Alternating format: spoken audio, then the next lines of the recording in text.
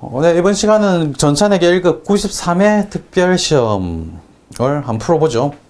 이론 시험 처음부터 시작하죠. 수험 번호, 문제 유형, 감독관 확인 번호 나와 있고요. 1번부터 보도록 하겠습니다. 1번. 다음 중 재고자산을 기말 장부금액에 포함할지 여부를 설명한 것으로 틀린 것은 1번 적송품.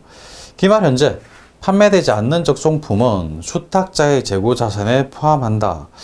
판매되지 않았다면 수탁자가 아니라 위탁자께 되는 거죠. 1번 바로 틀렸습니다. 2번 시송품. 고객이 구매의사를 표시하기 전까지는 판매자께 맞죠. 구매의사 표시해야 팔린 거니까. 3번 할부 판매 상품 대금이 모두 회수되지 않았다고 하더라도 상품의 판매 시점에서 판매자의 재고자산을 제외해야 된다고. 일단 팔리면 팔린 끝난 거예요. 4번 미착 상품. 선적지 인도 조건인 경우에는 상품이 선적된 시점에서 소유권 이전 맞고요. 미착 상품 매입자의 재고자산에 포함되는 그렇죠. 미착 상품 선적지 인도 조건이라면 실리면 바로 매입자께 되는 거죠. 2번으로 가겠습니다. 2번. 다음 중 재무상태표에 대한 설명으로 틀린 것은 1번 재무상태표는 일정 시점 재무상태에 대한 정보를 제공하는 보고서로서 구성요소는 자산, 부채, 자본 맞죠? 바로 맞네요. 2번.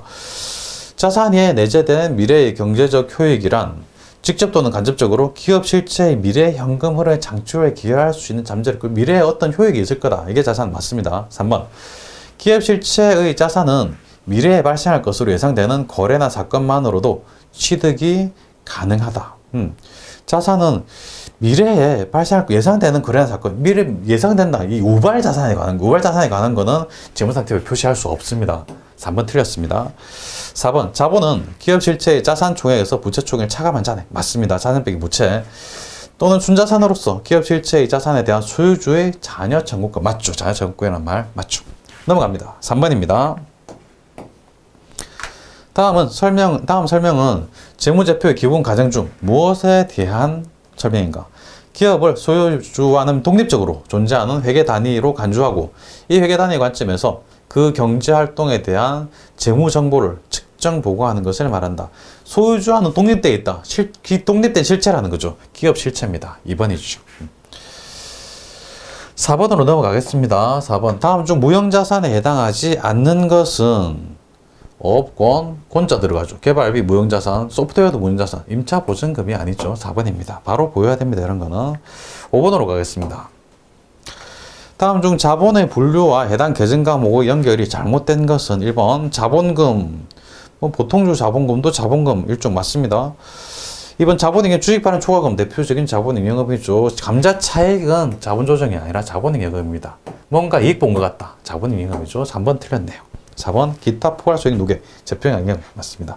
6번으로 가겠습니다. 다음은 회계상 거래의 결합관계를 표시한 것이다. 옳지 않은 것은 거래 이거는 보지 마시고 일단 잘못 들어간 것 같습니다. 보겠습니다. 1번 사무실 청소비 30만 원을 현금 지급하였다. 그러면 비용이 발생하고 자산 감소.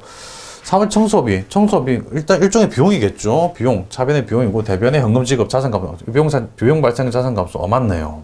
2번 책상을 100만 원에 현금 구입했다. 현금이 나가고 비폼이 들어옵니다. 차변의 자산 증가, 대변의 자산 감소, 자산 감소. 이건 아니죠. 자산 증가, 자산 감소죠. 그래서 답이 2번입니다. 자산 감소가 아니고 자산 증가. 3번 상품을 90만 원에 현금으로 매출하였다. 상품을 매출했으니까 대변의 상품 매출 수익, 차변에는 현금 들어왔으니까 차변의 현금, 자산 증가, 수익 발생 맞네요. 4번 관리부 직원의 결혼 축의금 10만 원을 현금 지급했다. 현금 지급했으니까 대변의 현금, 자산 감소, 차변에는 관리부 직원, 복리후생비, 비용 발생 맞네요. 답은 2번. 7번으로 갑니다. 7번. 기말 현재 보유하고 있는 유가증권의 현황이 다음과 같은 경우 손익계산서에 계상될 금액은 얼마인가? 보죠. 유가증권 현황입니다. 취득원가 100만 원. 이거는 카페사 주식이고 단기 보유 목적이고 시장성이 있다. 단기 매매 증권이라는 이야기죠. 단기 매매 증권이 100만 원인데 120만 원으로 증가했습니다. 그러면 20만 원 단기 매매 증권 평가 이익이 됩니다. 손익계산서 이익으로 표시가 되죠. 그 다음에 취득원가 900만 원 의뢰사의 주식 장기 투자 목적이니까 매도 가능 증권이 되는 거죠. 시장성이 있고요. 기말고증가액이 떨어졌는데 매도 가능 증권 평가 손실입니다. 손실이긴 한데 매도 가능성 평가 손실은 단기 이익이 아니라 자본으로 들어가죠. 그래서 단기 이익이 손익계산서에 계산된 금액은 20만 원이 됩니다. 답이 2번이죠. 8번으로 가겠습니다. 8번.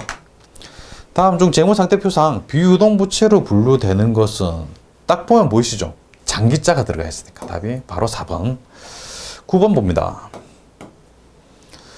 다음 제조경비 항목 중 단기 원가의 계산 방식이 다른 하나는 수선비 전부 다 뭐 판매비 관리비로 가겠죠. 운반비 역시 바로 판매비 관리비로 갑니다. 외주 가공비도 판관비가 되는데요. 감가상각비는 발생한 게 아니라 일정한 산식에 의해서 계산해 가지고 뭐 비용으로 처리하는 거죠. 1, 2, 3번은 외부에 다 비용을 지급하는 겁니다. 근데 감가상각비는 외부에 비용을 지급하는 게 아니라 기말결산 때 내부적으로 그냥 수치로 계산해 가지고 비용으로 적는 거죠. 그래서 방식이 4번이 다른 게 됩니다. 10번 보겠습니다. 주 서울의 단기 직접 재료비는 6만 원이고 제조간접비는 99,000원. 주 서울의 직접 노무비는 가공비의 10%에 해당하는 경우 단기 직접 노무비는 얼마인가? 직접 노무비가 가공비의 10%라고 합니다. 그럼 가공비는 뭔가요? 가공비는 직접 노무비하고 제조 간접비를 더한 게 가공비예요. 제조 간접비가 99,000원으로 나와 있죠. 99,000원. 이거 가공비 전체를 X로 놓고 보면 X는 직접 노무비는 가공비의 10%다. X 0.1X라는 말이죠. X 곱하기 10%. 10%는 0.1이니까 0.1X 곱한 거. 이렇게 산식을 만들어낼 수 있습니다. 그러면 X 가공비를 구할 수 있죠. 0.1이 이렇게 넘어가면 마이너스 0.1. 그럼 0.9X는 99,000원 이렇게 표시할 수 있겠죠. 그러면 X는 99,000원 나누기 0.9 하면 되는 거죠. 99,000원 나누기 0.9 하면 11만 원입니다. 가공비가 11만 원이라는 거예요. 그러면 직접 노무비는 10%니까 11만 원에 10% 11,000원. 그래서 답이 3번이 되는 거죠. 11번으로 가겠습니다. 11번. 다음 중 의사결정과 관련한 원가에 대한 설명으로 옳지 않은 것은 1번 관련 원가란 특정형 의사결정과 직접적으로 관련 있는 원가로 선택 가능한 대안 사이에 발생할 수 있는 미래의 원가 차이. 그렇죠. 관련되어 있는 원가 다 맞습니다. 2번 매몰 원가는 과거의 의사결정의 결과로 인해 이미 발생한 원가로 현재의 의사결정에는 아무런 영향을 미치지 못하는 거 맞죠. 매몰 원가는 옛날의 거, 지금은 상관없는 거. 3번 기회 원가는 자원을 다른 대체적인 용도로 사용할 수 있는 경우 발생할 수 있는 최대 손실이 아니라 최대 이익을 말하는 겁니다. 제 손실이 아니고 이익입니다. 기회원가는 지금 선택한 거 위에 다른 대체적인 걸 선택했을 때 내가 얻을 수 있는 가장 높은 효용을 말하는 거예요. 그래서 최대 손실이 아니라 최대 이익인 겁니다. 답이 3번. 4번은 회피 가능 원가란 의사결정에 따라 전략할 수 있는 원가. 회피가 가능하다. 전략할 수 있다. 맞는 말이죠. 12번 보겠습니다. 개별 원가 계산과 종합 원가 계산의 차이점을 설명한 것 중 틀린 것은 1번 종합 원가 계산은 동종 제품의 연속 대량 생산. 맞습니다. 종합 원가 대량 생산. 2번 종합 원가 계산의 핵심 과제는 완성품 환산량. 그러면 바로 종합 원가죠. 맞습니다. 3번 개별 원가 계산은 공정비례란 말이 나오면 종합 원가 계산이에요. 그래서 답은 3번입니다. 4번 개별 원가 계산은 종합 원가 계산에 비해 제품별 정확한 원가 계산. 그렇죠. 개별 원가 계산은 정확한 원가를 계산해야 됩니다. 비싸고 큰 거 위주니까요. 13번으로 갑니다. 다음 중 부가가치세법상 수정전자세금계산서를 발급할 수 없는 경우는 어느 것인가? 1번 처음 공급한 재화가 환입됐다. 불량 같은 게 있어 환입됐으면 수정세금계산서 발급하면 됩니다. 마이너스 가지고 발급하죠. 2번 해당 거래에 대하여 세무조사 통지를 받은 후 세금계산서의 필요적 계상 잘못 기재된 걸 확인하고 세무조사 통지를 받은 경우에는 세무조사 하겠다. 그때 가서 막 잘못된 거 수정하고 이러면 소용없어요.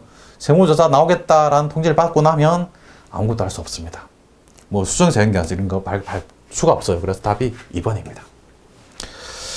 다음에 3번 착오로 전자제한계산서 이중발급. 착오는 뭐 수정할 수 있죠. 사람이란 실수할 수 있는 거니까 착오다 그러면 괜찮습니다. 4번 과세기간의 확정신고 기한까지 경정할 것을 전혀 알지 못한 경우로서 필요적 기회사항이 착오 외의 사유로 잘못 적힌 경우.